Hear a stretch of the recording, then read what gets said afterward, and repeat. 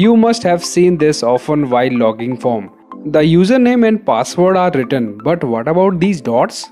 How to see password behind these dots? Friends, in this video I will tell you the complete process of how you can see any hidden password from any website. So stay with me. My name is Gaurav and you're watching Honest Mark. You have to right click on it. After you will get a small pop-up. Then you go to last option, select and click on it. After this, the property of inspect will open in front of you. I'm using Google Chrome web browser in which many different type of codes are written. The area of input box that you have selected simultaneously your code will be reflect.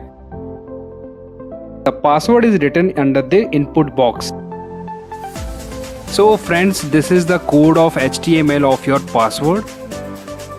And I want to see the password what has written and something you have to change in your HTML code. So what to change? Let's see. As you can see, password has written under the type that in place of password, the password is a dot and remove it and type text. Then after release the mouse button, finally you have modified the HTML code. Now you can see the password. Finally here it is the password. Similarly, you can see easily your old forgettable password. Through this process, you can able to crack the password. Friends, do not use it in the wrong way. That's all in this video. How did you like my information? If you like, press the like button and share this information.